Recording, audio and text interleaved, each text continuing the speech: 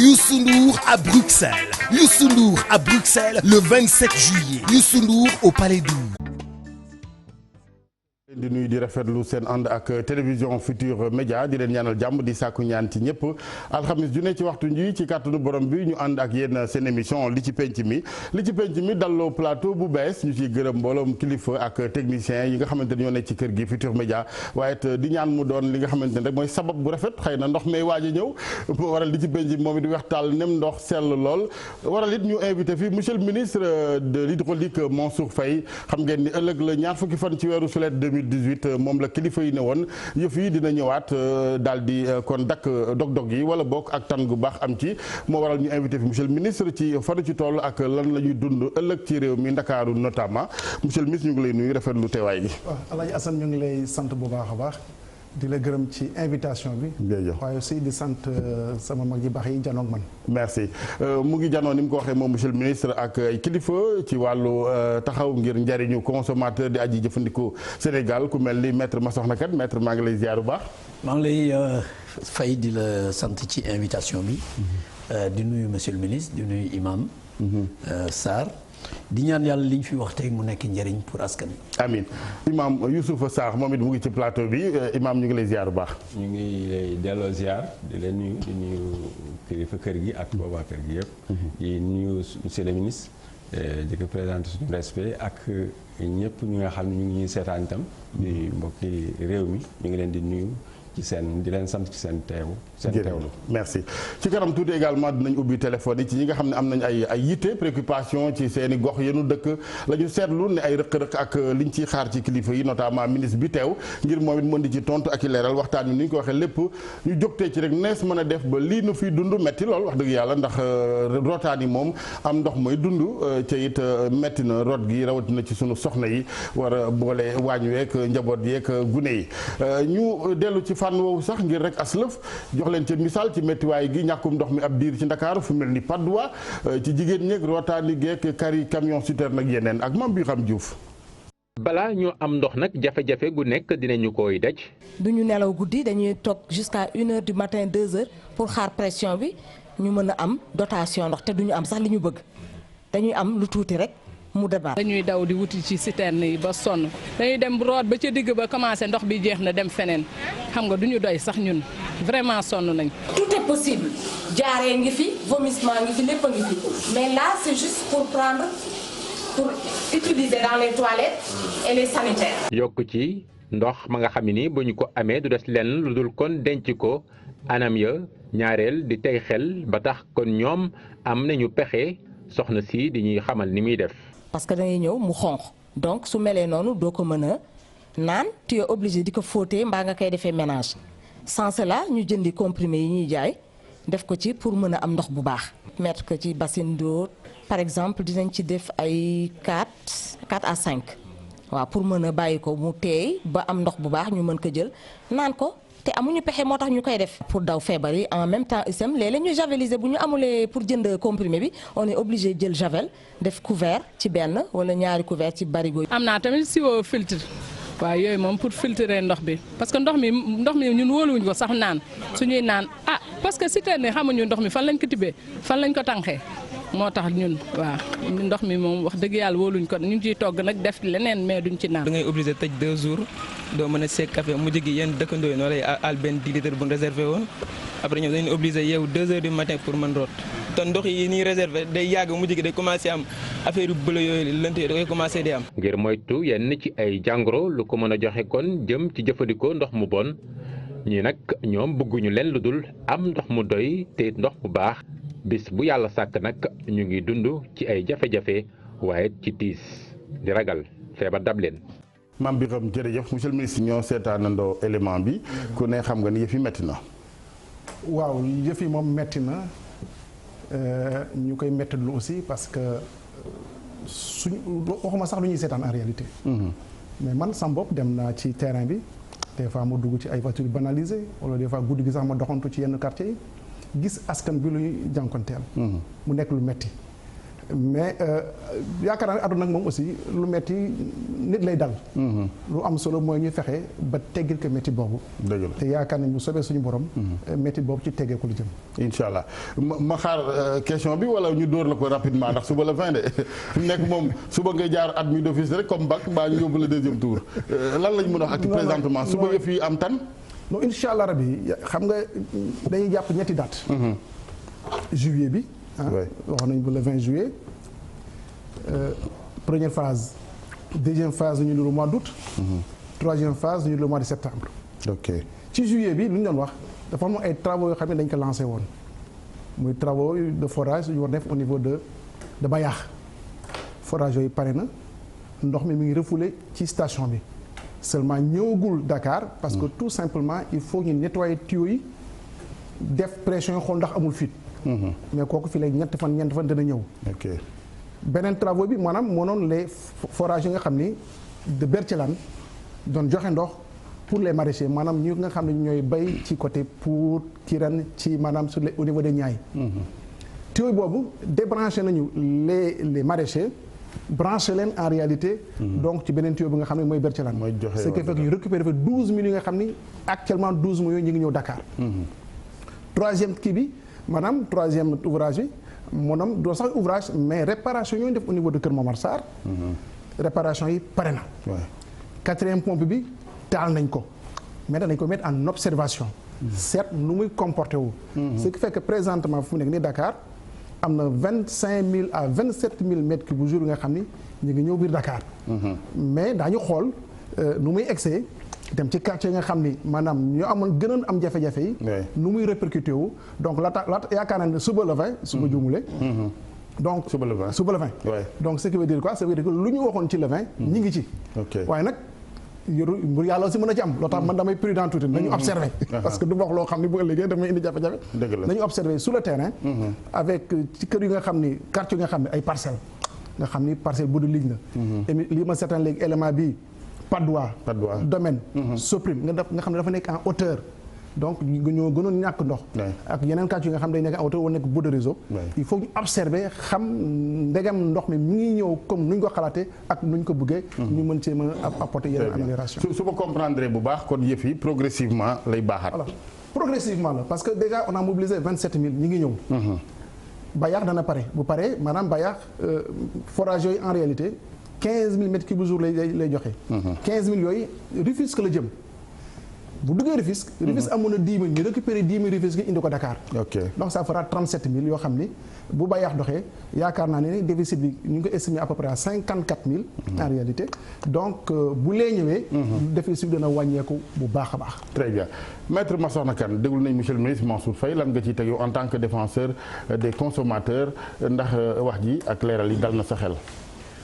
D'abord masawu askan wi. masawu askan wi parce que yëf yi metti na trop soo gisee jigéen ñi bu ñuy wax ak góor ñi ñëpp sax bu ñuy wax ci affaire ndox bi. vraiment dafa yéeme te dafa metti ci dégg ak ci gis boo leen gisee maanaam détresse bi ñuy wone lu doy waar et je suis sûr que autorités yi. insensible ñu ci loolu. comme ñun ñi nga xam ne ñun ñooy défendre askan wi damay wax ni ministre dama koy féliciter parce que gis naa ni il est toujours au front. et c'est important gis naa ci moom nit ku am courage la ku ñeme dëgg la aussi. parce que nit da ngay boo gisee lu baax da nga koy wax. donc maa ngi koy encouragé ci loolu mënoon na yebal ay directeurs généraux ñu ñëw fii expliquer joxe ay chiffres joxe ay documents et tout. mais moom moo ñëwal boppam. te loolu dafa am importance. parce que des fois ñu invité ay kilifa mais c'est la chaise vide du ñu ñëw. mais moom wax dëgg yàlla ñu ngi koy féliciter ci loolu. et ñu ngi koy gis ci terrain bi aussi à travers vos reportages. ñu ngi koy gis dafay dem ci terrain bi loolu dafay dalal xelu askan wi. c'est important. maintenant il y a un gros problème mooy ndox amul ndox ñàkk na. ndox manqué na. lu tax lan la ñu war a def pour manque yooyu xam ne dafa tar yàgg que loolu ñu mën ko saafara définitivement. ñun loolu mooy suñu problème parce que ay solution d'urgence ay programme d'urgence ay programmes spéciaux yooyu yëpp baax na mais lii régler affaire bi. moom wax na ci benn benn élément bu ma gis ci télé bi. que problème structurel la.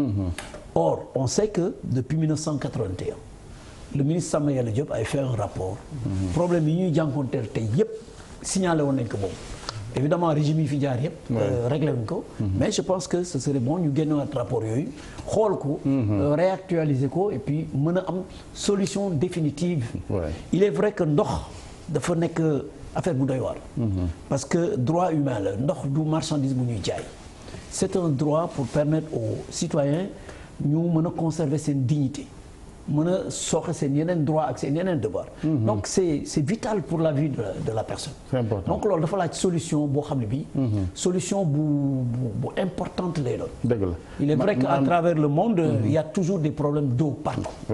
C'est une denrée qui se raréfie, qui pose beaucoup de problèmes. Mais au Sénégal, il faut que nous trouvions des solutions durables. Très bien. Pour ne pas dire définitives, mais durables. Des projets structurels. Voilà. Structurants. Ci loolu nag la ñuy déglu monsieur le ministre. Très bien. mu expliquer ñu dalal suñu xel peut-être. yan ñooy projets yi ci lu sax je pense que am nañ ci yenn yi dinañ ci ñëw ci kanam tuuti Imam Sarr ba tey ci wàllu coono askan wi ndox mi ak yow lan nga gis ne daal moo war kilifa yi. li ñuy jëkk def mooy lii suñu makoo def léegi maslawu askan wi ci coono yi ñu toggoo ci ci ñàkk ndox bi ndax ku nekk xam na ndox ci dund doomu aadama ak sax ci gannaaw dund doomu aadama ci même diine ju sell kon jàpp nañ ni ko ndox moom bu manqué rek dund commencé sooxe kon ñu ngi leen di massawu ci loolu di ci massawu surtout jigéen ñi nga xam ne ñoo ci gën a sonn gannaaw loolu ñu ñuy def itam moo di am seede yu nga xam ne aussi mën nañ koo seede loolu am na sax lu ñu waxtaanee ci laata nga ñëw loolu mooy expliquer loolu seede nañu ni monsieur le ministre ak ñi nga xam ne ñoo saytu secteur hydraulique ak ñoom ci seen bopp lépp lu ñu yëkkati di ko def en tout cas ñun ci suñu bopp danañu ci boole ba ñëw gisal suñu bopp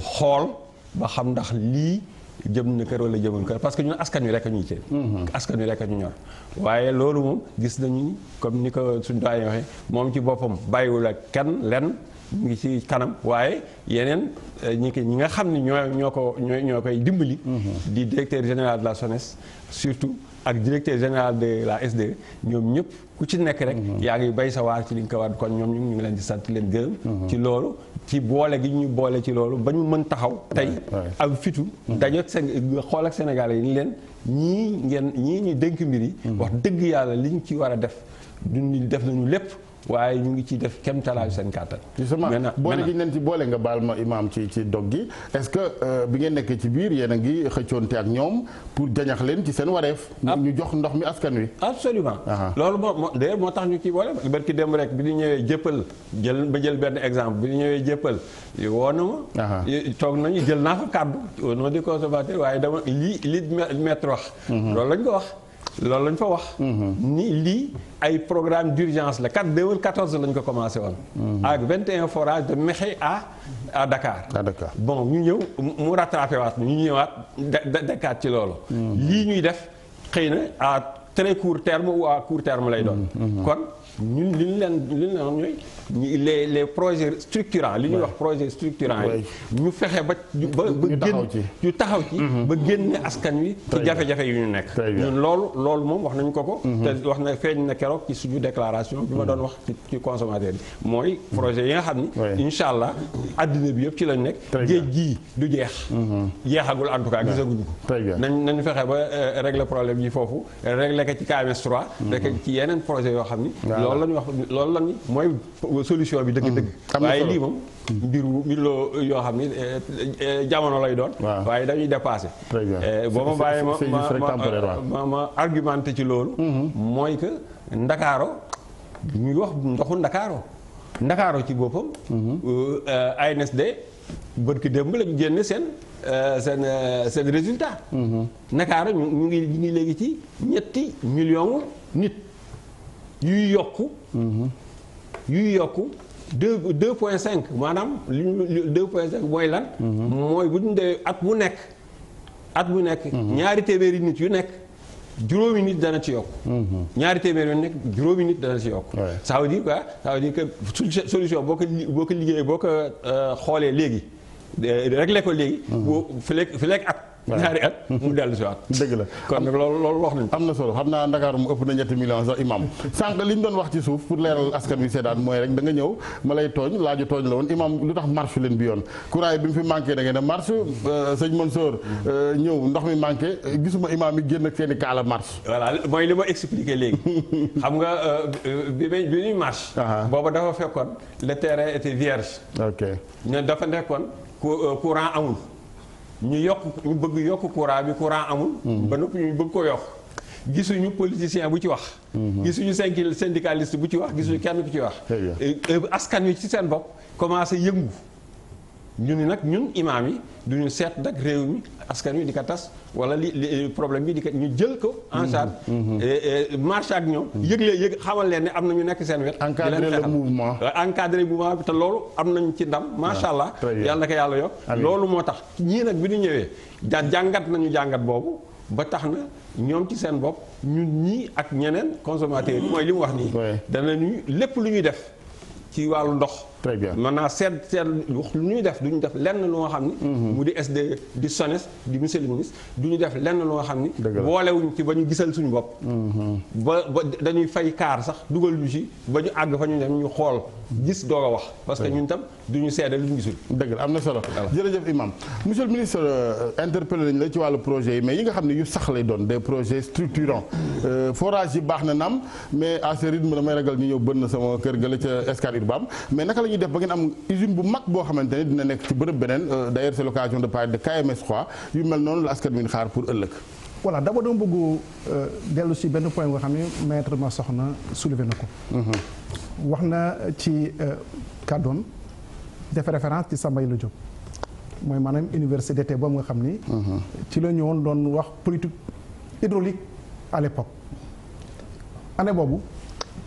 La production à peu près c'était 147 000 mètres cubes jour 147 000. ci biir ba muy def présenté maanaam programme boobu dafa ni en 2000 war nañoo am 372 000 mètres cubes jour 2000. te 372 000 yooyu ba léegi amagul. ce qui veut dire quoi. ça veut dire que xam nga 71 la ñiit am. ñiit indi 70 000 non 50 000 à 55 000 mètres cubes jour. Kër Momar Sarr première usine ba muy am c'est vrai que études yi commencé woon avant mais 2004 dañ ko lancé président Macky Sall ba mu nekkee ministre de l'Hydraulique da ko lancé. muy di à peu près 85 000 mètres cubes jour. En 2008 ñu multiplié ko par 2 non 65 000 mètres cubes jour en 2008 ñu multiplié ko par 2 mu dem 130 000. donc diggante maanaam 81 ba quasiment 2004. 65 000 moo ñëw ba 2008 yenn 65 000 ñoo ci yokk donc maanaam lu ñu waroon def ci investissement defuñu ko. xëy na am na yenn forage yoo xam ne doon nañ ko def pour yokk mais forage débéem dafa bëriwul. pour mën a matal lu Dakar soxla. En 2013 à partir de 2013 le président Macky ñëwee fekk en 2012 avant 2012 ñëw ñu def analyse yi. gis ni écoute amoon na projet yoo xam ne doon nañ ko wax avant parce que boo seetloo que KMS 3 en réalité dans le schéma directeur bu SONES mi ngi ci woon mais en réalité booba kenn xalaat du ko woon def et même première option bu njëkk bi dañoo wax dañuy defal KMS 3 boo xam ni 25 000 mètres cubes jour la extensible à 50 000 mètres cubes jour ba yàlla defee en 2014 yàlla dénk ñu ministère de l'hydraulique waxtaan ak président mu ni noonu lu ñu bëgg mooy il faut être ambitieux. Pour être ambitieux nag il faut viser grand. Comme da ngeen def troisième usine à Kër Momar Sarr mais c'est le maximum ñu ni nañ njëkk def 400 000 mètres cubes jour pour indi une solution durable. Mais ba ñu analyser 400 000 yi en réalité dafa fekk dafay cher trop. koppar yu ci nar a dugg day bëri. moo tax ñu indi que 200 000 mètres cubes jour. 200 000 yooyu président teg na pause konidi. Premier trimestre 2020 bu soobee suñu borom. les 200 000 mètres cubes jour daañu ko am. mu ni loolu doyul ça c'est un premier projet structurant. mu loolu doyul léegi xam nga ndox mi bu jógee lac de Guiers parce que loolu sama ma ci benn parenthèse. xam nga Dakar lac de Guiers moo koy alimenté. en partie 40%. lac de Guiers ñaari conduite la. benn bi Niit benn bi Kër Momar Sarr ñaari tuyaux yooyu bu ñëwee ba mexe yokk doole bi sànni ndox mi Thiès ci réservoir Thiès xam nga Thiès dafa kawe en hauteur la. à peu près dafa am dénivelé 100 mètres. de Thiès ndox mi day wàcc gravitairement maanaam day wàccal boppam egg si maanaam Sébikotane. Sébikotane ak Kermel am nañ fa benn lu ñuy wax surpresseur mu yokk doole boobu nag pousse ndox mi mu dem Point B dem ci réservoir Mamel yi dem Madeleine et cetera Dakar noonu lay defee ndox ensuite les forages ñëw yokk. loolu dañ ni gisoon nañu problème boobu amoon en 2013 usine Kër Momar am problème résultat 3 semaines Dakar amul ndox. ñu bañ nag loolu daalaat Sénégal. ñu ne il faut ñu am beneen source bu nga xam ne mën nañu fa jëlee ndox mi. te duñu gàllankoor. géej gaa ngi ni Imaam wax na ko léegi. géej gi du jeex en tout cas feragul xam nga ban ajak lay feragul. ñu ni nañ def usine de dessalement d'eau de mer. fii ci Mamel jëlee fii ndox moo xam ne ndoxum géej la ñu def de telle sorte que mën nañ ko naan te daañu fa am 100 000 mètres cubes jour. loolu fii may waxee yow fu mu nekk nii maanaam. entreprise yu ko war a liggéey. ñu ngi leen di tànn. te bëgg nañu fii ak décembre. wala janvier 2019 au plus tard. ñu tàmbali usine boobu. pour 2 ans environ. durée 2 ans environ 24 mois environ. bu paree ñu am non seulement un volume bu yokku. waaye aussi diversification de la source. donc projet yi moo des projets structurants. te bu ñu ko defee mën nañ dem ba horizon 2035. c'est-à-dire même bu fekkee président Macky Sall nekkatul président. avant 2035 kooku du ñëw mën na defaat yeneen projet structurant de telle sorte que ni période bii ñu am mu nekk période jafe-jafe yi nga xam ne Dakar moom lañ jànkonteel. problème yooyu dootul amati. très bien problème bi daal mooy ndox mi fa mu jógee moo sori lool. dañu def retard d'investissement toog ab diir defuñu dara ci wàllu jumtukaay yi. waaw loolu xam nga retard d'investissement constaté nañ ko moom la ñu expliqué léegi. mais aussi Dakar mu bindoo mënoo fi jëlee ndox mu bëri. la preuve Dakar yëpp 17 forages lañ def. ak yeneen ñaari forages yu ñu ci war a yokk nii muy 19 forages. tout le département Dakar. tu vois bu njëkk Dakar doon am forage parce que boobu askan bi bëriwul woon. parce que avant ñiit y avait le forage de Thiaroye y avait la zone de captage. mais loolu population Dakar moo ko permettoon mais nii fi ñu toll ak Dakar nu mu bindoo nga xam ne géej gi daf ko jege. donc mënatuñu fay def forage donc on est obligé booy def forage nga génn Dakar. génn Dakar mais mu bañ a sori quand même Kër Momar Sarr quand même Thiès moom tane na Thiès ak Bayax ak yooyu. waaw yooyu côté yooyu mën nañu fa am ndox mais Thiès aussi xam nga Thiès ndox mi dafa am calcaire. donc am na gox yoo xam ni. pour nga jëlee foofu ndax dafa xaw a jafe boo demee Saloum ndox mi dafa am xolame. donc loolu moom mais dañ koy saytu xool fa la ñu war a mën a jëlee ndox moo xam ni jox ko askan bi ñu mën ko naan ci jàmm. Très bien en tout cas c'est un sujet sérieux vraiment comme vous dites même pour les générations à venir. je pense qu'il faut de façon responsable kilifa yeeg réew mi waxtaan ci ngir teg jéego yi war. ñu dem tuuti ci wàllu illustration concernant Kër Momar Sarr 3 Bayax ak fu mel ni Tasset ndax foofu yëpp ñii di njiital SONES ak SD yëpp naka noonu suñuy naatangooy journaliste dem nañ fa ci tournée ñoom it ak consommateurs yi xool fi ñu toll ci yooyu ouvrage yëpp Cheikh Anta Diop moo ñu defal liggéey bi ñu ñëwaat ci plateau bi. ay ñi seen xam-xam màcc ci wàllum ndox SONES ak SDE ak kuréel way jëfandikoo yi ba ci sax ñu toogal assemblée nationale dikkoon nag doon nemmeeku forage yi Tasset ak Bayax ak jamono yi fi liggéey bi toll ngir nag ñu indi saafara ci manqué ndox gi nga xamante ni mi ngi lëmbe yenn gox yi directeur SONES nee na lépp yemb na forage yi pare na ba ndox mi ngi walwali fas yéene jëmali Ndakaaru. liggéey bi daanaka àgg nañu daanaka si cappaandaw ñu ngi si 98% de niveau de réalisation gis ngeen ko.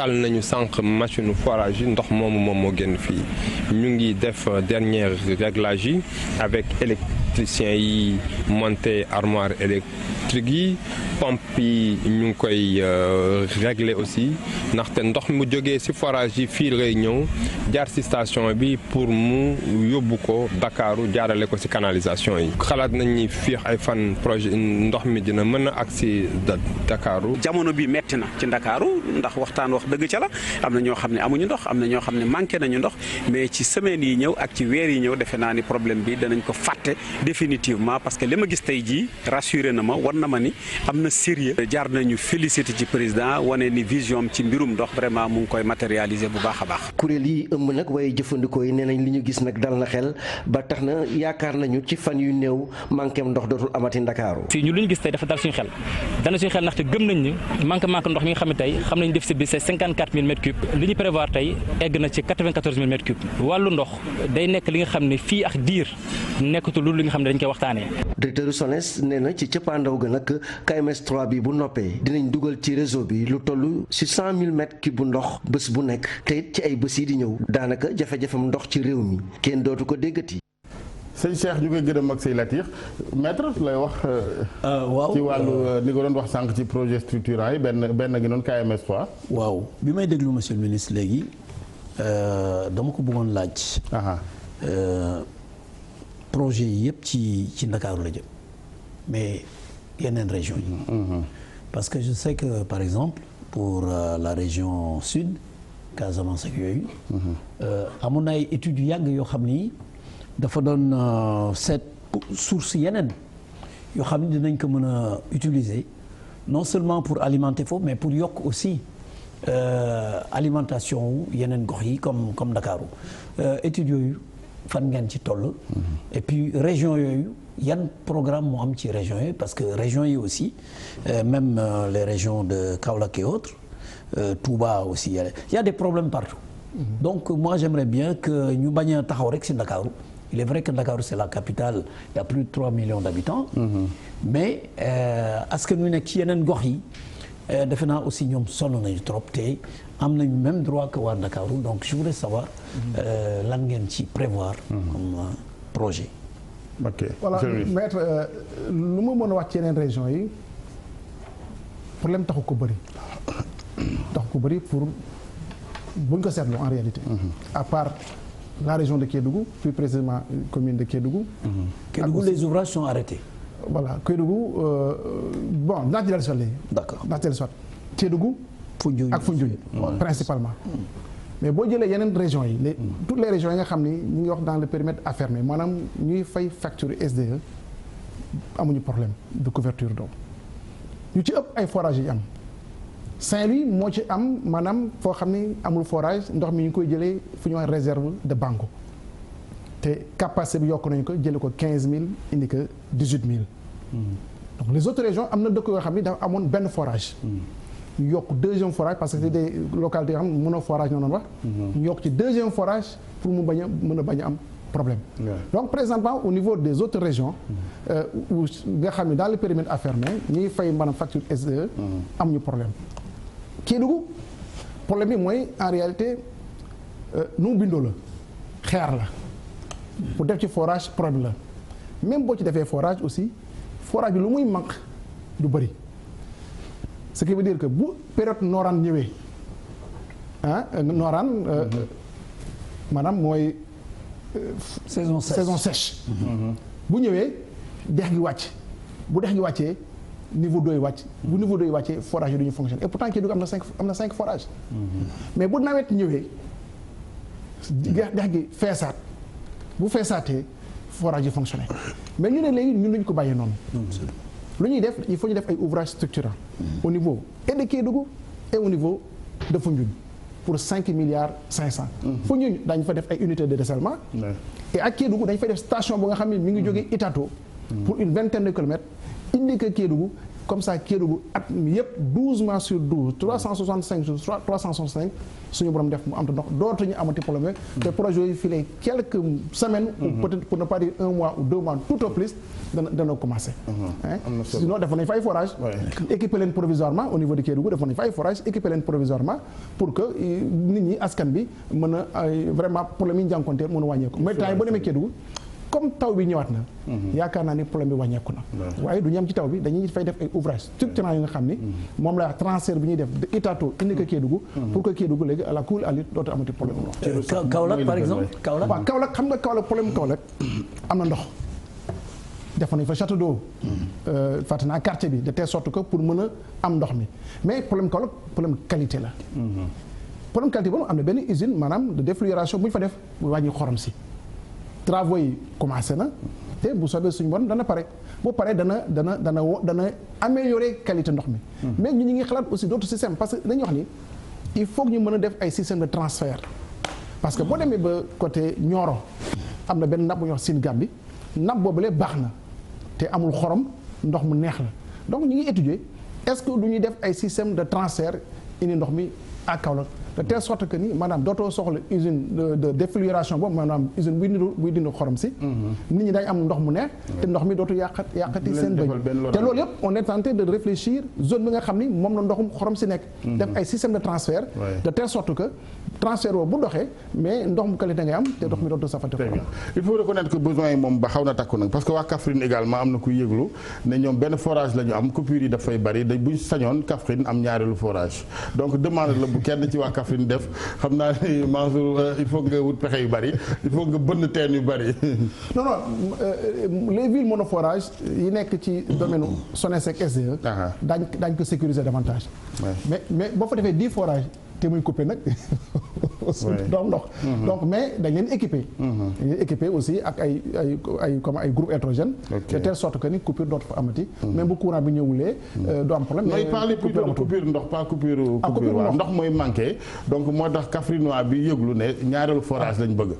donc xam naa ne non ñaareelu forage am dana am. dina am parce que les villes monoforages. dañuy doubler seen kii parce que pour sécuriser ko parce que benn forage bu pané musiba am. donc ñu ngi ci programme boobu tàmbal nañ ko bu yàgg. xëy na dafa egsegul Kaffrine mais dégg naa ko daañu def ay instructions pour ñu def deuxième forage. xam naa jàng ngeen lu bari ci kër Momar Sarr en tout cas parce que incident bu quand même c'était sérieux. non c'était bëggatuñu lu mel ni am.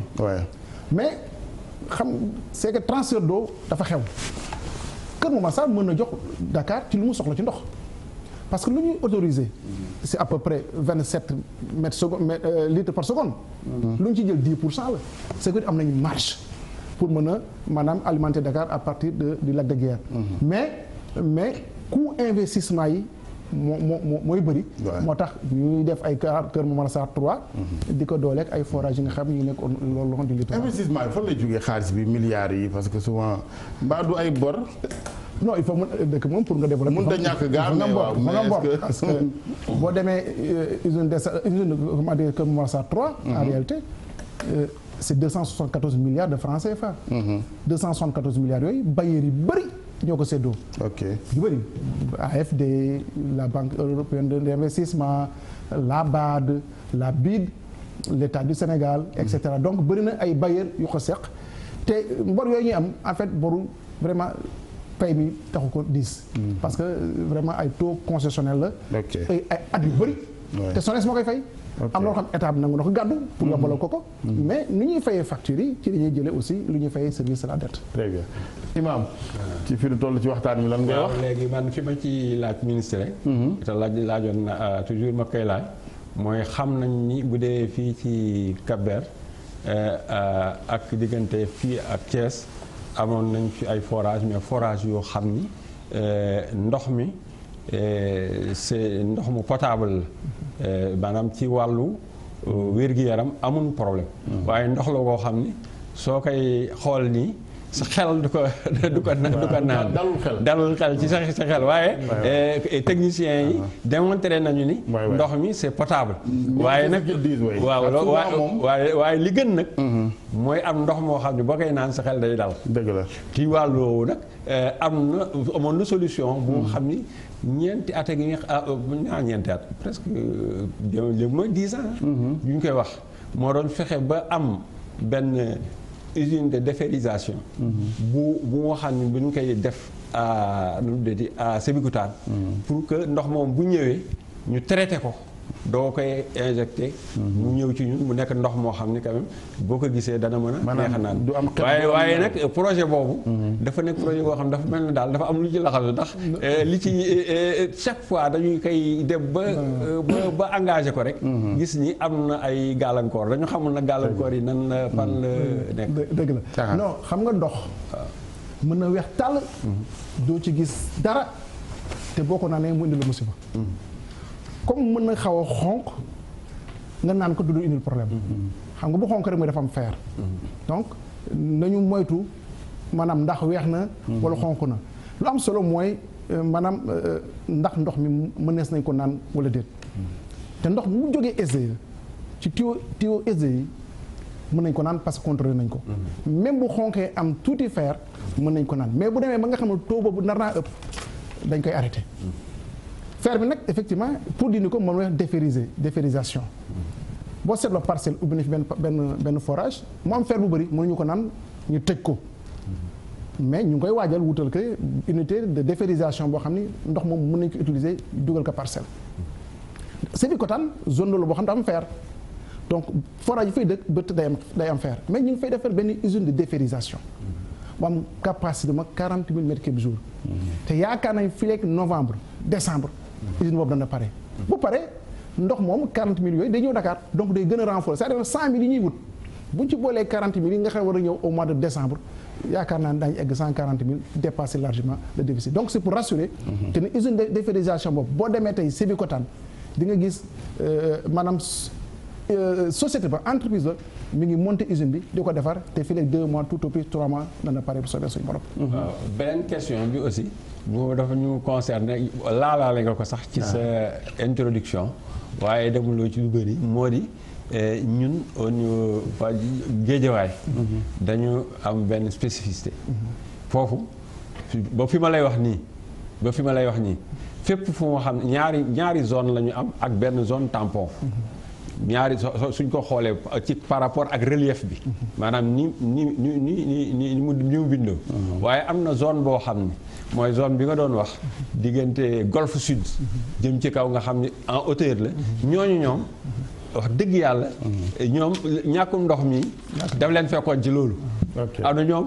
am nañ ko ba ñoom dañuy régler maanaam nelaw guddi gi yëpp duñ ko def ba même bi ndox di am dañuy yeewu à certaines heures bu xaaju guddi bu ñu yeewu rek du ñu am ndox te loolu nag defe naa ni beneen saafara la bokkul sax ak maanaam mbir mi daf ko fa fekk kooku defe naa ni war na da ci am aussi taxawaay ci ñoom ñu mën a am ndox ndax parce que ñun man mi dëkk ci booru le littoralu Guédiawaye bu ñu amee problème itam barewul man li ñuy wax coowal ndox mi ak kii ñu ci bëri ci ñun ci nekk ci littoral bi quartier li nekk ci littoral bi amoo 4 5 et cetera boor yooyu du ñu yëg ndox mi parce que ni ñu relief bi ñu nekk voilà nga xam ne léegi daanaka lu mu nee daan tëj ñun duñ tëj waaye nag contraire bi nag moom moo grave parce que zone boobu Guentaba Golfe Sud foofu moom defe naa ni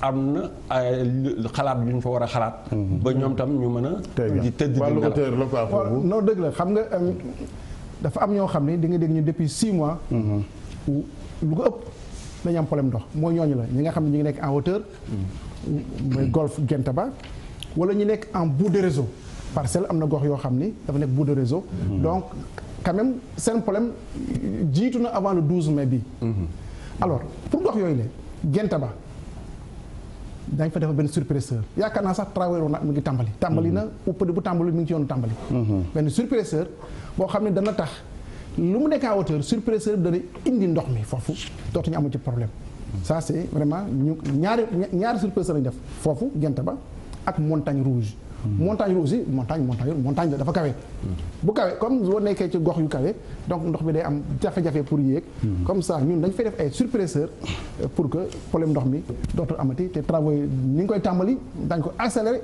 SDE mi ngi ci de telle sorte que ni problème yaakaar ni lu ci bëri dana réglé wu d'autant plus que pression bi dana yokku bu yokkoo surpresseur yi donc yaakaar ne doo ko Dakar gox yi doon am problème ndox yëpp dana seen biir dana wàññeeku bu soobee suñu borom. Très bien maître boo ci yokkul dara ñu seetaan benn élément ñëwaat. waaw man de am na question yu may posé rek comme on a l'occasion d'avoir le premier responsable de ça. bëggoon naa parce que sànq bi ma ko laajee ci études yi ñu doon def ci yeneen sources yi. ci yeneen régions yi.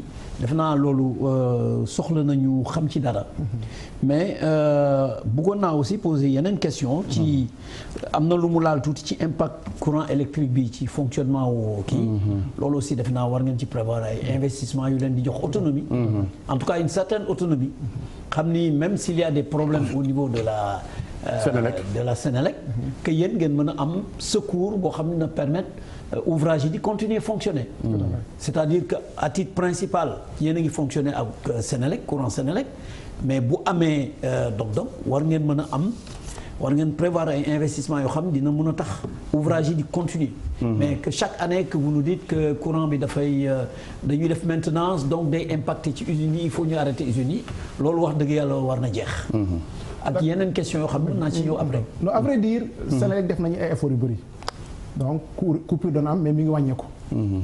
Xëy na lu ñu ciy gën a sentir mooy côté littoral mais amoon na fan enfin weer yee passé doon nañu wax programme d'autonomisation énergétique mooy lan moo ñu fexe ba am beneen source d'alimentation électrique ba nga xam ni du ñu dépendre carrément ci Senelec te ñu ngi ci au niveau de la zone de Sébikotane y a le FONSIS ak SONES am nañu programme partenariat bu nga xam ne dañu fay def maanaam du solaire mu mën a alimenter gox boobu yëpp ce qui veut dire quoi c'est que sur le littoral lu ci ëpp daañu am l'alternative solaire le même programme ñu ngi koy def au niveau de aussi de Kër Momar Sarr def fa maanaam usine solaire de telle sorte que maanaam daañu am ñaari source non seulement daañu am la haute tension parce que Kër Momar Sarr day jógee si la moyenne tension benn la haute tension nga xam ni coupure yi bëriwul fa mais aussi am alternative solaire te loolu bu ñu ko boolee ñun lu ñu ciy wut mooy xam nga solaire xëy na coût d'investissement yi mën na élevé mais à terme maanaam coût de production yi day wàññeeku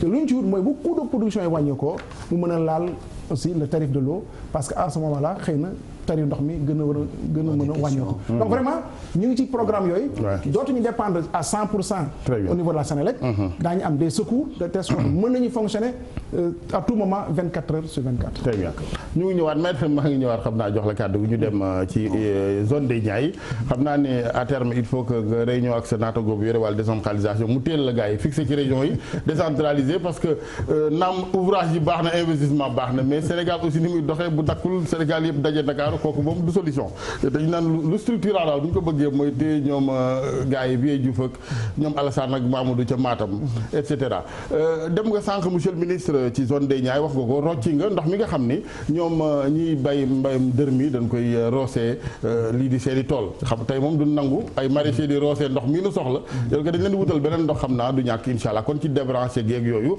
àndoon nga ci ak Ousseynou Thiam ci turu télévision Futur Média. ci tournée bu mu doon amal ci lii di zone maraîchère yi nekk ci 50 jàpp Pout ak li ko wër kii di ministre de l'hydraulique nag xam na ne ñàkkug ndox gi ñu nemmeeku Dakar déficit bi li ko waral dafa structurel rek. waaw xam nga déficit bi c'est structurel su ma joxee exemple par exemple 81 maanaam Dakar à peu près 147 000 la woon la doon consommé mètre cube jour ñoom ñoo waxoon ni à l'an 2000 daañu dem 360.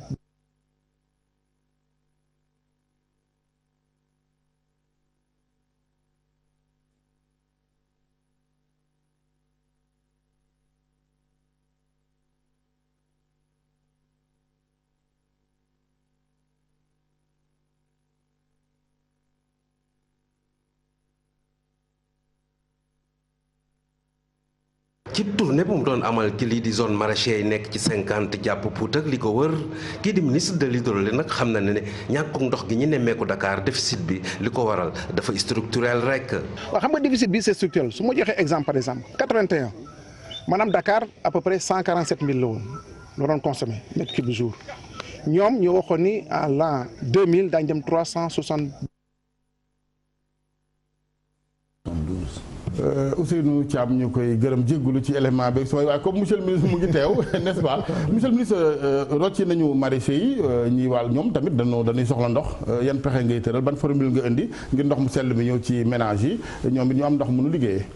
non rocci nañ leen mais branché nañ leen. ok xam nga maraîchers yi. dañu doon jëlee ndox maanaam ci ndox mu jóge Lac de Guiers. oui yàgg na parce que commune boobu depuis 71 la. ñuy utiliser ndox mi di ci bay parce que zone Niayes boobu aussi mbay bu bëri fa man tey ba mu fa demee dama waaru parce que gis naa ni vraiment vraie activité économique moo ci nekk. donc ñu ni comme ñoom dañuy utiliser ndox mu ñuy naan il faut ñu wutal leen yeneen alternative yooyu rek fu ñu ko jëlee maanaam amoon ay forages yoo xam ni c'est des forages agricoles nekkoon Berthielane y avait 4 forages. ñu réhabilité leen gasaat yeneen ñaari forages muy 6 forages. ñu jëlee foofu à peu près 12 000 mètres cubes jour. environ ëpp na nga sax tuuti en réalité. am na yeneen forage yu nekkoon Thiaroye une dizaine de forages. nga xam ne dañ ko doon utiliser à l'époque. mais comme forage yooyu dafa am contamination ci nitrate baaxul ci consommation waaye baax na ci agriculture. donc ñaari projets yooyu la ñuy boole ñu am à peu près quelque chose comme 25 000 mètres cubes jour jox ko maraîchers yi. te day nekk avantage ci ñoom parce que pourquoi mu nekk avantage ci ñoom bu njëkk avant ñu leen di débrancher nii pour brancher leen ci tuyau boobule bu ndox mënoon ñàkk. dañuy tëj du ñu am ndox dañuy tëj dañuy def ay restrictions. tey kenn dootu leen def restriction parce que loolu pour ñoom rek la. ça c'est un. Deuxièmement aussi ñoom dañu am ay quota lu ñuy wax quota maraîcher. quota maraîcher da ngay fay da ngay xam quota bi le mètre cube à peu près 123 francs environ. boo consommer 2 fois ce quota mu dem 500 et poussière boo ko rombee mu dem ba ay 700 donc day gën a cher. présentement nii fu ñu leen di branché nii en réalité tarif unique la. 133 mètres cubes. 133 mètres. francs le mètre cube. te mën nañu am lu leen neex. non seulement doy na mais prix bi ci yoon dañu économiser ji. te Dakar dana ci mën a récupérer loolu nga xam ne moom lañu leen utiliser. nit ñi mën ko def dolli ci réseau bi très bien am na solo maître. oui monsieur le ministre ci affaire boobu d'ailleurs man li may poser problème mooy vision parce que yaakaar naa ni. Agriculture am na trop importance ci réew pour développer réew et je pense que Sénégal aussi am na prise conscience ci loolu que agriculture mën na développer lu bari suñu réew dama gis benn exemple boo xam ne defe naa ni war nañu mën a inspirer ci suñuy projet mooy Maroc Maroc dama gis que c'est partout vert et il y a beaucoup de cultures agricoles fruits tout xam naa ni gis nga ko. gis nga ko te ñoom dama gis ni lii leen permettre loolu mooy d'abord dañu maîtriser ndox. maîtriser ndox bi mooy dañuy def ay barrages un peu partout et tool yi barrages yi ñoom ñooy alimenter et dañuy am sax ay pompes ci seen tool yi maanaam ni ñuy arroser ni ñoom ay pompes la ñu am boo xam ni gaz moo koy fonctionner loo. je pense que am na réflexion bu ñu war a def foofu ñun. Pour am ambition partout au Sénégal qu'il puisse y avoir de l'eau à tout moment est-ce que loolu gouvernement du Sénégal mi ngi ciy réfléchir donc boobu mooy première question bi deuxième bi mooy prix wu ndox bi bëgg naa aussi ñu wax ci xam naa Imam Assane am na ko en kii. waaye facture yi war a ñëw wala de façon continue. non d'abord prix wu ndox bi man na ma gis ni waaw dafa xaw cher parce que yokkoon nañ ko am na ay at biñ ko yokkee ñun d'accord ñu si woon wax nañu mais bon mënuñ ci dara parce que état bi moo ko yokkoon. ñetteel bi mooy contrat d'affermage bi boobu aussi bëgg naa monsieur le ministre wax ñu ci parce que contrat boo xam ne nañ ko prorogé plusieurs fois. prolongé ko ba léegi ñu bëgg a kii war nañu évaluer seet bu baax wax askan wi parce que gis nañ ni am na appel d'offre mais suñu xel dalul ci affaire bi daal dañu bëggoon ñu expliquer ñu réellement parce que associé wu ñu ci affaire bi te ñun dama gëm ne ñun ñi nga xam ñooy représenter consommateurs yi li ñuy wax droit à être là où les décisions se prennent ci droit consommateurs yi la bokk. très bien dañu gis si vous le permettez maître. waaw allez-y dama doon daaneel rek wax ni que bi ñuy def forum mondial de l'eau gis nañ délégation Sénégal riche na trop mais am na ñoo xam ne ñi vraiment bu ñu fa nekkee te association de consommateurs yi newuñu ci loolu vraiment naqari nañu donc loolu aussi dañ koy ci très bien loolu lépp kon ñu boole ko ci paje monsieur le ministre ne ay ñaxtu mais mu ne loolu bon je ne sais pas ndax wax dëgg yàlla ak cëral jëm ci maître mënu ma ne mun na xaar mais ñu doon bëgg robinet yi ubbi ba noppi kon dañuy jël gars yi ci njàmbat yi après ñu soog a ñëw ci wàllu li nga dëgmal évidemment muy ay projets yu am solo ndax SDE contrat am jeex na am na ñeneen ñu taxaw ñetti kër suma juumul nguur gi war a def ak tànneef lépp ngir rek service bu sax ca baax ci askanu Sénégal man li ma ci gën a yitteel rek mooy liggéeykat yi bu ci kenn loru ci defe naa ne nguur gi joxe na assurance que ni le personnel ak dara du ci soppi monsieur le maire bu ndol Pape Sène moo ne ci téléphone bi maître tey waxuñu xëy na waxi droit de am ndox la nuy wax mbaa am nga forage yu doy foofu ndol waaye jërëjëf El Hadj Assane maa ngi nuyu vraiment monsieur le ministre di ko féliciter ci engagement bi nga xam ne am na ko ñëw toog ci plateau bi pour leeral parce que li la ñu soxla également ci un ministre de la République bu jafe-jafe amee nga ñëw leeral askan wi xam mais également di nuyu suma confrère maître Massokhna Kane bon xam nañ ko ci engagement am te li muy def xam nañ ne également bénévolat la parce que dafay défendre les consommateurs vraiment ñu ngi koy nuyu di ko sargal di nuyu également Imam Sarr defe naa ne war na ma xàmme parce que man ak moom bokk nañu benn jotaay Sud FM doon wax ci affaire électricité moom it également son engagement ci wàllu boobu dañ ko ciy saluer mais di leen remercier également Alhaji Assane tey nag damay intervenir en tant que maire bon pour di interpeller mon collègue maire mais également le ministre de l'hydraulique ci la réforme ak l'OFOR vraiment dañuy wax ne OFOR baax na parce que gis nañu ne que li tax ñu indi OFOR mooy c'est pour ñëw juguler les difficultés yi nga xam ne am nañ ko dans le monde rural ci wàllu approvisionnement en eau qualité bi ak quantité bi par contre dañu am tuuti ay yenn jafe-jafe parce que xam nga avant OFOR di ñëw ASIFOR yi lañ doon liggéeyal ñun communes yi te dafa am ay adduction d'eau yoo xam ne nii dañ ko doon def di yóbbul maanaam di xëccal population yi ndox di leen ko yóbbul ci seen penc ñu lëkkaloo woon ceeg ASIFOR di benn association vraiment mu marché ñun dañ daan inscrit ci suñu programme budget yi ay adduction d'eau di ko def tey nag bi OFOR ñëwee am nañu benn jafe-jafe d'ailleurs man j'ai un cas particulier boo xam ne nii j'ai 2 hameaux qui me demandent de l'eau saisir naa le fermier bi nga xam ne moo nekk au niveau de la zone Aquatec je le cite mais bi ma ko saisiré dañu ma renvoyer à l'OFOR pour avoir une autorisation pour que man ma mun a def adduction d'eau te c'était déjà budgétisé le matériel est en place lépp a ngi taxaw amoo yooyu ñu ngi ñuy laaj ndox mënuñu ko am parce que tout simplement il y a cette réforme aujourd'hui kon mu mel ni population yi également bu ñu eggee foofu danañu am ay équations yu ñuy poser parce que avec l'ASIFOR c'était possible on avait des résultats immédiatement parce que commune yi ñu ngi doon def ay adduction d'eau tey réforme bi ci principe beeg yëpp baax na donc population yi du ñu mën a comprendre réforme bu ñu naan baax na effectivement te baax na ñuul toog tey seen commune war leen mën a yóbbul ndox te du leen mën a yóbbul ndox moo taxoon daal ma ne vraiment je profite de cette occasion pour saisir monsieur le ministre parce que ñun dañ ci nekk ci situation jafe-jafe boo xam ne nii on veut une solution te solution bi ñu bëgg également dañuy bëgg mu méngoo ak li nga xam ne que xëy na doon nañ ko def ak ASIFOR yi encore une fois de plus di féliciter le ministre di ko encourager parce que li muy def nii vraiment yombul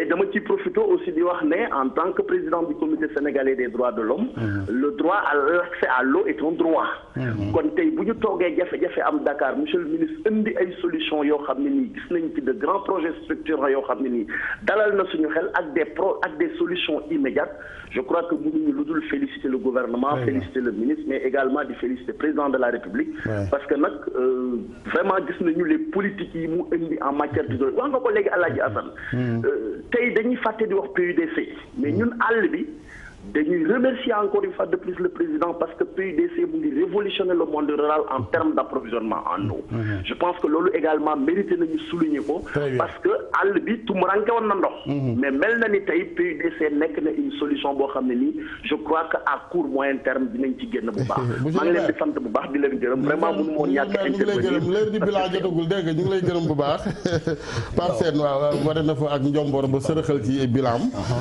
mais li ko yitteel monsieur le ministre wax na ko réforme yi ñu indi par rapport ak OFOR ak ASIFOR yi fi woon spontanéité bi askan bi amoon ngir jot ci ndox la ñu gisul lenteur administrative la lan la non xam nga réforme bu ñëwee c'est pour améliorer c'est pour yokk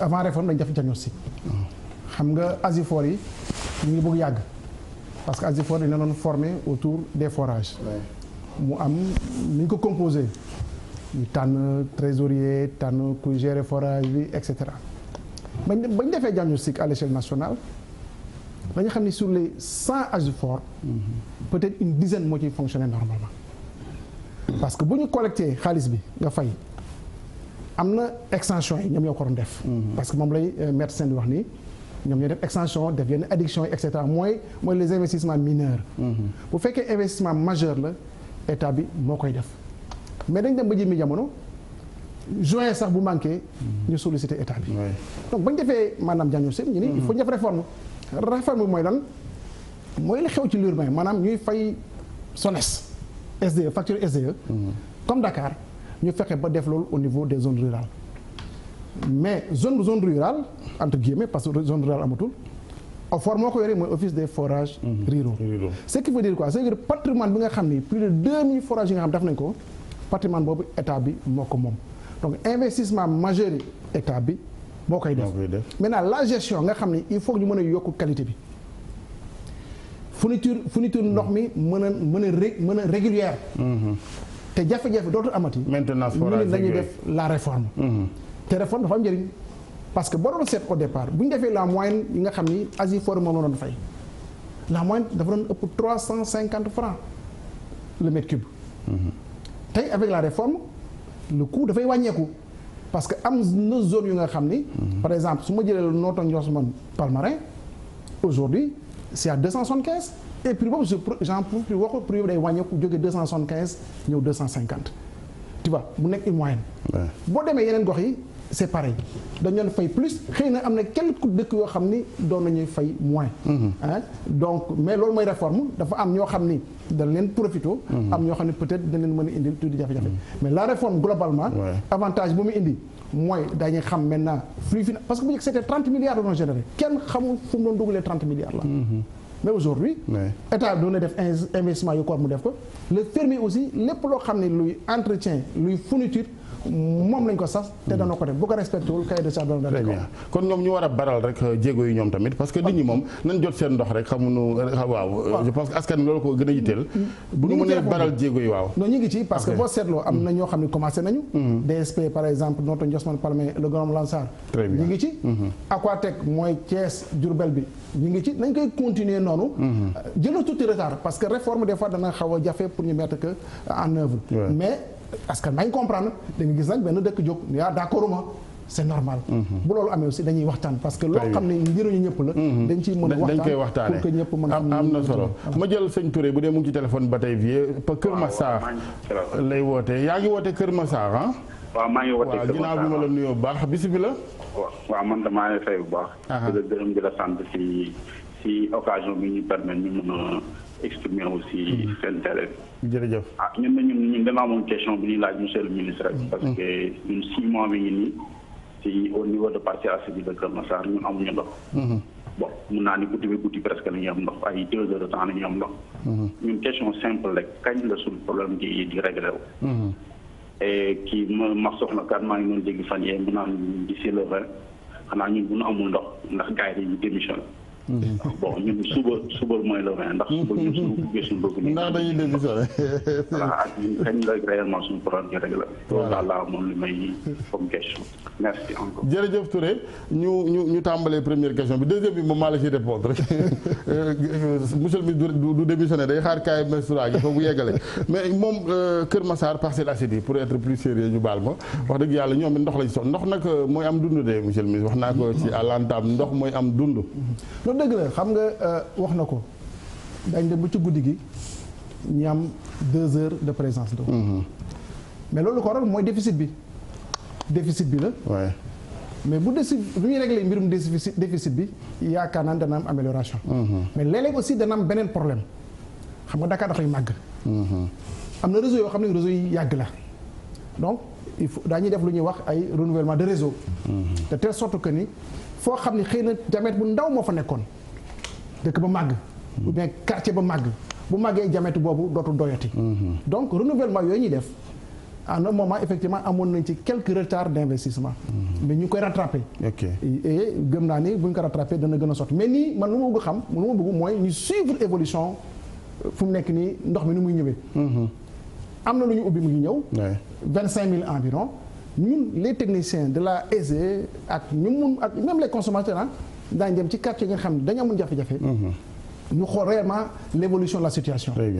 dana mën a permettre ñu xam ni lii moo taxoon ndox mi tëw a ñëw wala bu fekkee aussi il faut ñu def accentuer wu en réalité sur le renouvellement dañ ko parce que defoon naa ko Rufisque def nañ fi Rufisque ñu dem benn quartier côté HLM amul woon ndox du tout ba ñu demee mais bu ñu defee renouvellement réseau ñoom ñi ngi am ndox heure bii boo demee foofu ma certifié que am nañ 24 heures sur 24 mais gëm nañu problème yi ñoon am amatuñ ko donc ci la bokk les renouvellements de réseau ñi ngi ci parce que Dakar dafay gaaw màgg nit day def quartier créer quartier boo xam ni amul assainissement amul dara ñu ni indil ñu ndox donc loolu jafe-jafe yooyu aussi je pense que loolu tam c'est des questions d'aménagement yoo xam ni waaw c'est tout un ensemble day nit ñi aussi duñu bàyyi na ni sànce nam leen neexee ba yëfi jéggi dayoo n'est-ce pas loolu aussi il faut que ñu bàyyi ci xel c'est ci liggéey bi laaj na harmonisation de ak yëgoo li ñu naan yenn kati xëddeen yëgoo diggante ministère bi SONES SDE non yëgoo moom dañ am na ci parce que xam nga ministère à travers la direction de l'hydraulique moom moo amee tutelle technique bi non enfin la tutelle administrative autant pour moi d'accord ci avec OFOR moo amee tutelle bi SONES moo amee tutelle bi SONES état bi ko moom parce que mooy société nationale moom mooy gérer patrimoine bi fermier bi moom mooy la SDE moo amee commercialisation amee entretien amee fourniture et cetera donc il faut ñu ànd liggéey man mi xëy na information yu ma ciy am. c'est parce que ànd liggéey bu ñuy ànd liggéey. moo tax ma ci am yenn information yi. parce que du ma technicien o donc mais c'est parce que ñu ànd liggéey. jafe-jafe bu amee suñ ñooy toogandoo waxtaan ci. di trouver ay solutions parce que lu am solo mooy saafara mbébétu askan bi. am na solo maître maa ngi ñëwaat il faut ñu dem ci imam Sarr. imam dafa mel ni moom ministre convaincre na ko. ministre mais il faut que superviseurs yi mu wax pour sa gars yooyu waa Guédiawaye parce que sinon sa kër la ñuy ñëw de. voilà c'est-à-dire que foofu moom. dafa nekk mbir moo xam ni am na xale yoo xam ni léegi ay xale lu góor lañu te am nañu jabar sax waaye situation bi dañ ko judduwaale. ba tax na kon c'est une situation qui date de longtemps. am na ay xarit ñu dëkk Las Palmas. HLM Paris. boor boobu mais ñooñu duñu nelaw guddi. bon loolu moom xam naa ministre xam na ci dara. peut-être que je sais que ni li mu wax. solution la mooy surtout mi ngi mel na rek boo ba tabaxee sa étage. ñu nekk ca kaw. bien sûr du ñu am wala ñu am ndox boo amul superviseur bu leen jox ndox duñu ko mën a am. on comprend. waaye nañ baral. très bien liggéey boobu ba ñooñu ñu génne leen ci jafe-jafe joo xam ni. dañ koy yàgg bokkul ak crise lii ñuy wax nii bokkul ak moom loolu dafa yàgg. dafa yàgg dañ ko bëgg dañ bëgg mu jàll suñu gannaaw. ok loolu daal loolu moom dafa nekk dégg. bëgguma sëñ Touré foog ni on a éludé sa question sur la démission concernant également les autres responsables ah déet man nag. ndox mi nag bëgguma cee tax ripp de ministre moo ni la 20 ba boo ngeen topp ko suba. non bu soobee yàlla daañu gis amélioration. incha allah ñun loolu la ñuy gëm. te loolu la ñuy liggéey. ndox mi moom demul fenn ci tuyau yi lay dugg. ñëw ci askan bi. très bien donc comme 25000 ñëw na ci. dana ñëw ci askan bi lu mu ñëwee nag dañuy évaluer xool ba donc xam nga démission moom. fan yàlla koy def. fan la aussi yàlla koy def. dëgg la ak fu mu ko jaarale fu mu ko mënta jaarale noonu la. mais ñun lu ñu am mooy ñu dénk ñu liggéey ñi ci def lu ci war. ci loolu la ñu toll. très bien imam. waaw li ma doon wax léegi rek mooy benn mbir boo xam ne laal nga ko léegi mooy collaboration bi am. surtout SDE. parce que SDE ñoom li ñu mën a wax ci ñoom mooy seen accessibilité. maanaam nit dañu nekk ñoo xam ni. ndax comprendre nañu am na loo xam ne xam nañu ko. xam nañ ni Sénégalais yi xam nga ministre wax na ko léegi ñii ñoo amee patrimoine ñii amee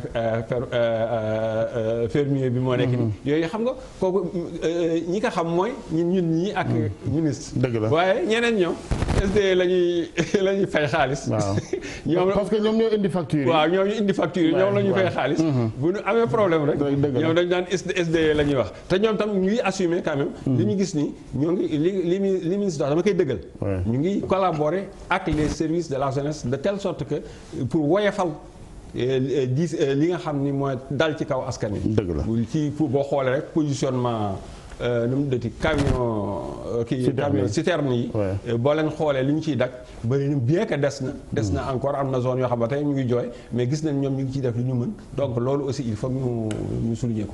am na solo voilà ñu ngi ci waxtu yu wala minute yu mujj yi maître. waaw waxtaan donc am na question yi ma posé monsieur le ministre dama ci yokk rek benn question.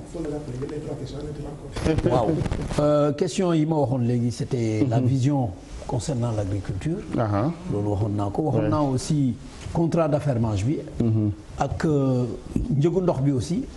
mais bi may ci yokk xam ne moom lay daanele mooy assainissement. je crois que assainissement lu am importance dafa mel ni on n'en parle pas suffisamment. alors qu'il y a beaucoup de problèmes et les problèmes augmentent. parce que dëkkuwaay yi day gën a yokk.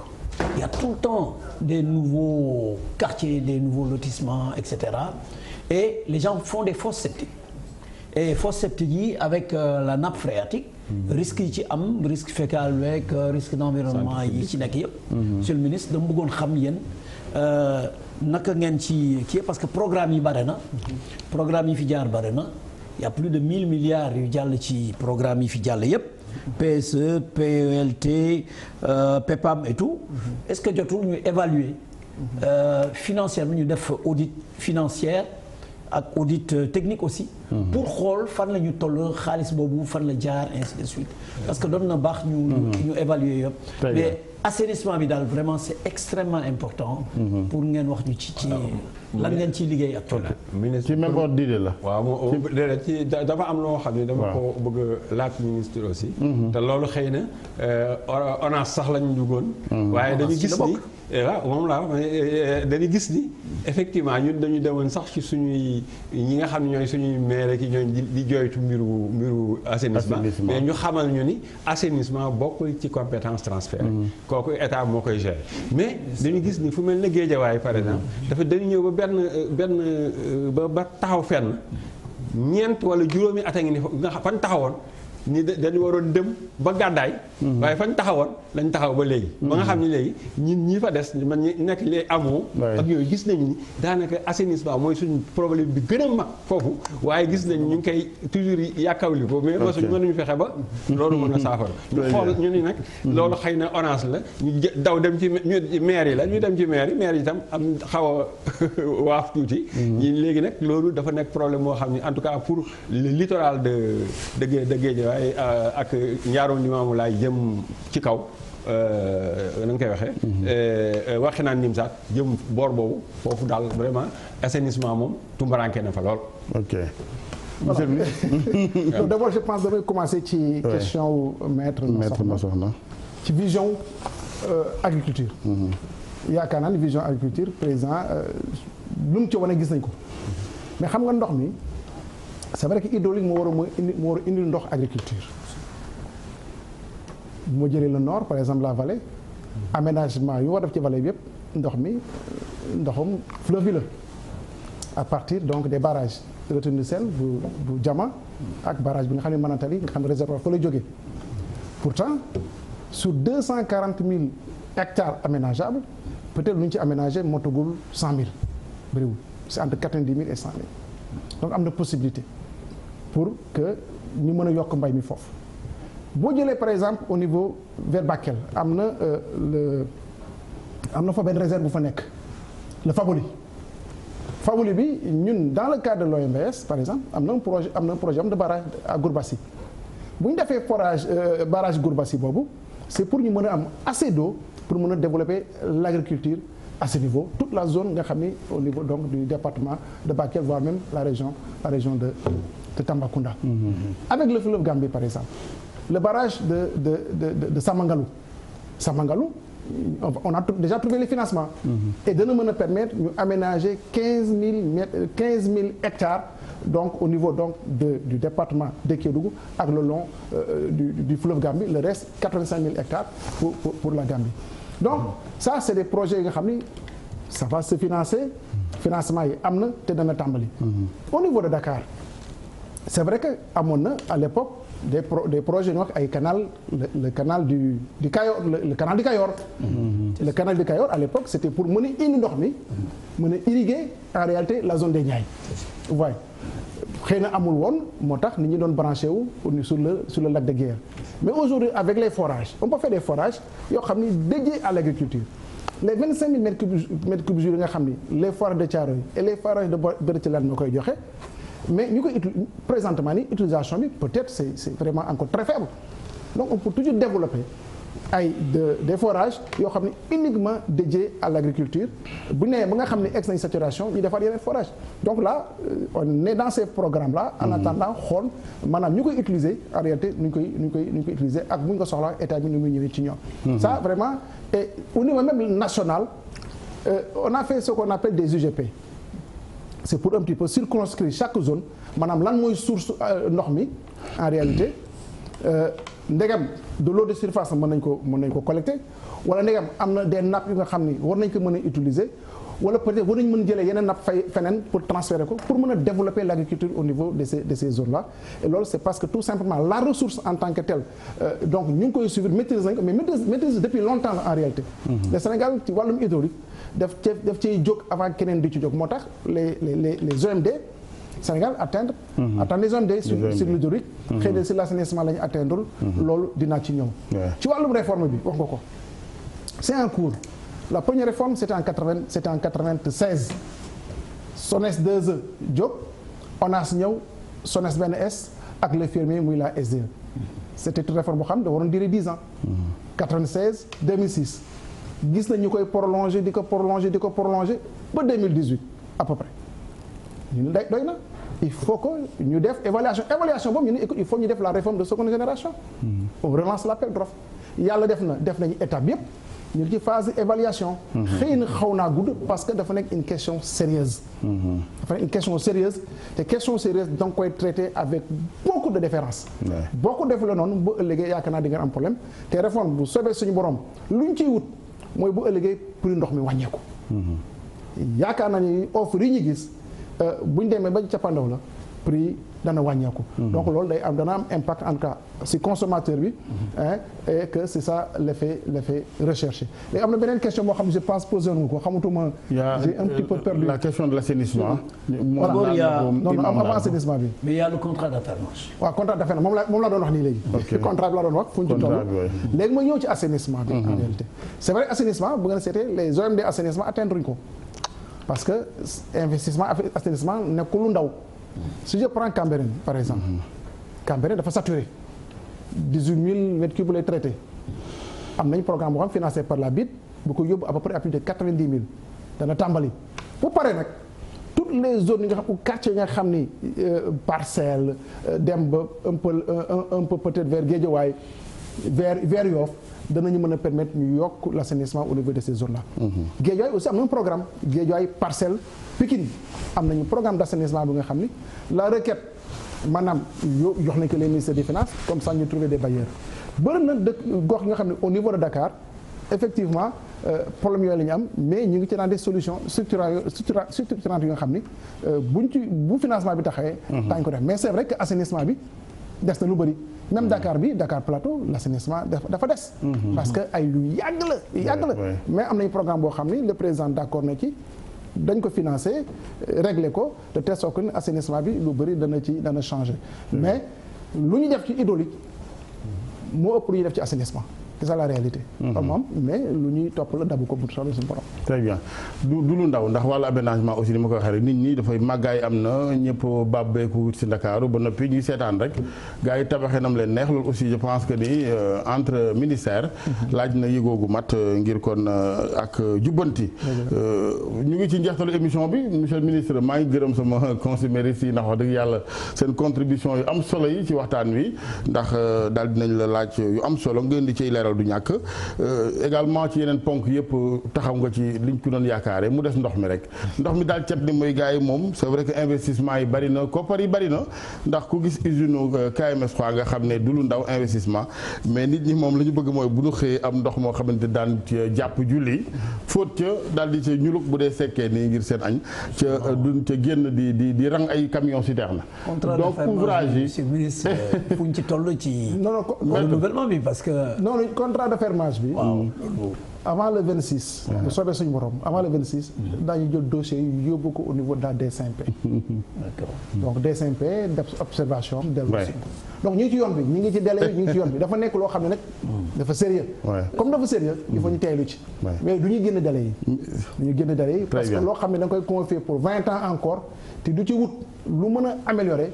il faut que ñu teelu ci. waaye du ñu génn délai amélioration. danañ ci ñëwaat c'est important comme sujet mais tey maître nga baal ma rek ma gën a wax ak ministre ci ndox mi waaw ndox mi daal parce que damay bañ suba ñu ne ñoo ko woon fii TFM mu wax ni que ouvrage yi nuppi na donc ñu xayma ouvrage yi un peu mën ngeen limal parce que lépp dafay dem ci dalal xelu nit ñi et puis ànd nag ñaan suñu borom ni nga ko waxee comme mbir yi matériel la lépp jaar ci yoon mais yan ouvrage nga mun ni kon ñooy joxe noonu ndox présentement d'ailleurs ak fii ak suba ngir ak tan am Dakar wax nga Kër Momar Sarr. xam nga dañu am lu ñu tuddee programme spécial Dakar. programme spécial Dakar dafa amoon ay forage 5 forages yoo xam ñu ngi koy def ba yaax. forage yooyu dafay refouler ndox mi ci benn station. forage yi pare na mi ngi refouler ndox mi ci station yi. léegi de la station vers Rufisque parce que Rufisque lañ koy yóbbu en réalité. récupérer lu doon dem Rufisque indi ko Dakar. tuyaux yooyu dañuy présentement di def maanaam rinçage dañ koy raxas ba mu set daf ci ay javel. pour que mu potable. aussi seet ndax amul ay fuite fi lekk ay fan. loolu dana pare bu paree.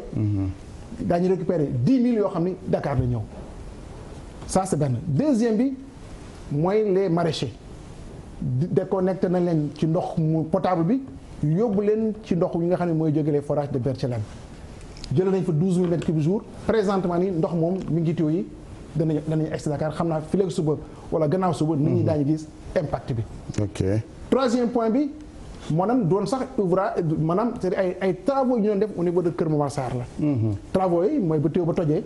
ñu woon def ay travaux yu bëri. bu mujjanteel bi maanaam ñu doon installé ay ballons anti-bélier. yoo xam ni dana absorber maanaam pression bi. coup de bélier mooy comme kuy. comme kuy parce que ndox dafa bëri doole. dañuy ragal pression bi pression bi day toj tuyau yi voilà loolu ñu ko def nag moo koy protéger. ok pare na ba taal nañu 4e pompe bi. parce que bu ñu seetloo 4e pompe ba mu arrêté woon moo tax affaire bi xawoon yokk tuuti. moo gën a yokk problème bi. mais taal nañ ko. waaye nag damay croiser les bras. parce que mbiru technique la. yàlla def na boobu ba léegi mi ngi dox. te yaakaar na ni dana ko ne dox. incha allah loolu nag bu ñu ko boolee. muy les 12 000 les 15 000.